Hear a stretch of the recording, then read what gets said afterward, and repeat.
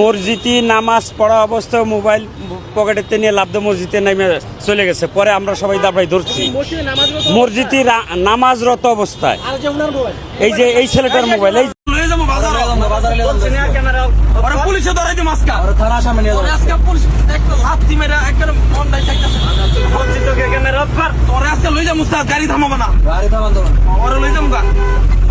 তোরে আজকে পুলিশে দিমু ওর ধরো বালা ধরো গাড়ি নিবি আজকে সাদা নিবি বিএমপির যুগে সাদা নিব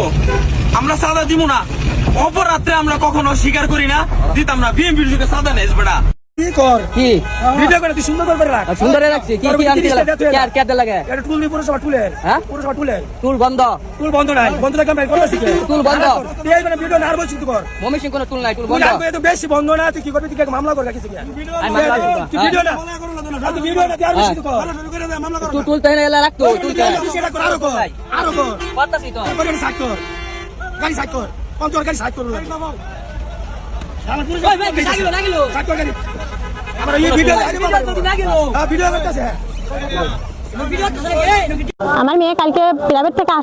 আসতে পথে লোক ছিল না, ওই দুইটা ধরেছে। ধরে এটা আগে আমার মেয়ে সকলে পিছে বলছে একটা গেছে তাই কি একটা তো পাইছি, এটা ধরা দেখে ও পিছে ফেরত গেছে। ফেরত যা বলছে আমার বোন, হ্যাঁ আপনি আমার বোন ধরছেন কেন? ধরবো তোর কি এখানে? ও বকেছে, বইকে ও মেলাভাবে সরানোর চেষ্টা করেছে, সরাতে পারি না। আমার মেয়ের বিড়িতে মুখ পোড়াই দিয়েছে, আমার মেয়ে খেলা দিয়ে ব্যাগে